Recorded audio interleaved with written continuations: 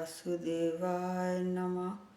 ओम नमो भगवते वासुदेवाय नमः। राधे राधे। जय श्री कृष्ण। आज हम अपरा एकादशी कथा का महत्व का वर्णन करते हैं। तो सुनिए, हिंदू धर्म में एकादशी का विशेष महत्व माना जाता है। प्रत्येक माह में 2 एकादशी आती है, जिनमें ज्येष्ठ मास के कृष्ण पक्ष की एकादशी को अपरा एकादशी कहा जाता है। इस व्रत को अत्यंत पुण्यदायक और पापों का नाश करने वाला माना गया है। शास्त्रों के अनुसार इस दिन व्रत करने से मनुष्य को मोक्ष की प्राप्ति होती है और उसके जीवन में सुख शांति का वास होता है। प्राचीन समय में महिध्वज नाम के एक धर्मात्मा और न्यायप्रिय राजा थे, जिनकी प्रजा उनसे अत्यंत प्रसन्न रहती थी। लेकिन उनके छोटे भाई वज्रध्वज के मन में उनके प्रति ईर्ष्या और द्वेष था। वह हमेशा अपने भाई को नुकसान पहुंचाने के अवसर खोजता रहता था। एक दिन अवसर पाकर उसने धोखे से राजा महिध्वज की हत्या कर दी और उनके शव को जंगल में एक पीपल के वृक्ष के नीचे गाड़ दिया। राजा की असमय मृत्यु होने के कारण उनके आत्मा को शांति नहीं मिली और वह प्रेत योनि में भटकने लगी। उनकी आत्मा अत्यंत दुखी और कष्ट में थी। वह जंगल में इधर उधर भटकती रहती और किसी प्रकार की मुक्ति की आशा करती थी। कुछ समय बाद उसी जंगल में एक महान तपस्वी सौम्य ऋषि आए। उन्होंने अपनी दिव्य दृष्टि से उस प्रेत को देखा और उसके दुख का कारण जान लिया। ऋषि को उस पर दया आ गई। उन्होंने उस प्रेत को मुक्ति दिलाने का संकल्प लिया। ऋषि सोम ने विधि पूर्वक ज्येष्ठ कृष्ण एकादशी का व्रत किया और उसका समस्त पुण्य उस प्रेत को अर्पित कर दिया। व्रत के प्रभाव से राजा महिध्वज की आत्मा को प्रेत योनि से मुक्ति मिल गई और वह स्वर्गलोक को चला गया। इस प्रकार अपरा एकादशी के व्रत की महिमा का पता चलता है। इस व्रत का संबंध भगवान विष्णु से है।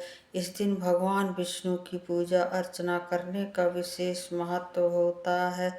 भक्तजन इस दिन उपवास रखते हैं और भजन कीर्तन करते हैं और अगले दिन द्वादशी को विधि पूर्वक व्रत का पारण करते हैं।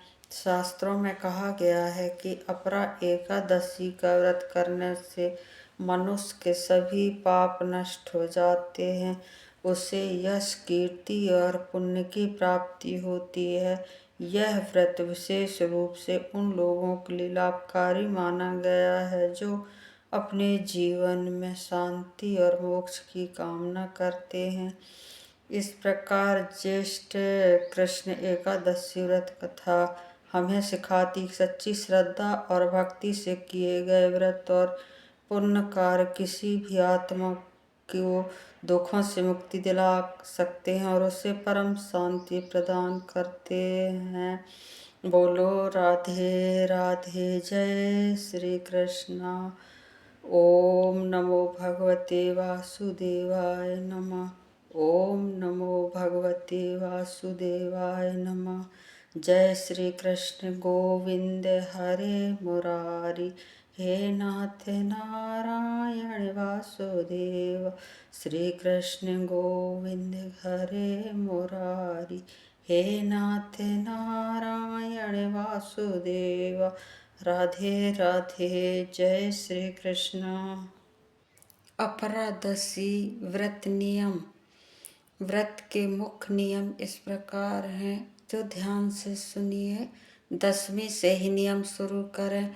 एकादशी से एक दिन पहले दशमी तिथि से ही सात्विक भोजन करें। लहसुन प्याज मांसा और तामसिक भोजन से बचें। ज़्यादा भारी भोजन न करें। दूसरा नियम, ब्रह्म मुहूर्त में उठें। एकादशी के दिन सुबह जल्दी उठकर स्नान करें और साफ वस्त्र पहनें। तीसरा संकल्प, व्रत का संकल्प लें। पूजा स्थान पर दीप जलाकर भगवान विष्णु का ध्यान करें और व्रत रखने का संकल्प लें। चौथा नियम, उपवास का पालन। पूरे दिन अन्न, चावल, गेहूं का त्याग करें। फलाहार, फल, दूध, मेवा ले सकते हैं। कुछ लोग निर्जल व्रत भी रखते हैं। यह अपनी क्षमता के अनुसार करें। पांचवा नियम, पूजा पाठ और भक्ति। विष्णु जी की पूजा करें। ओम नमो भगवते वासुदेवाय मंत्र का जाप करें। भजन, कीर्तन और कथा सुनना पढ़ना शुभ होता है। छठवां नियम, संयम और सदाचार। झूठ, क्रोध, निंदा और बुरे विचारों से दूर रहें। ब्रह्मचर्य का पालन करें। जरूरतमंदों की मदद करें। सातवां नियम, रात्रि जागरण। यदि संभव हो तो रात में भजन कीर्तन करते हुए जागरण करना बहुत पुण्यदायक माना जाता है। आठवां नियम, द्वादशी को पारण करें। अगले दिन द्वादशी सुबह स्नान करके पूजा करें। ब्राह्मण या जरूरतमंद को दान दें, फिर व्रत खोलें, पारण करें। विशेष ध्यान रखने योग्य बातें, तुलसी का सेवन और पूजा बहुत शुभ मानी जाती है। चावल से बनी चीजें वर्जित है। मन, वचन और कर्म से शुद्धता बनाए रखें। अपरा एकादशी का फल। अपरा एकादशी व्रत करने से पापों का नाश होता है और पूर्वजों को शांति मिलती है और जीवन में सुख समृद्धि आती है।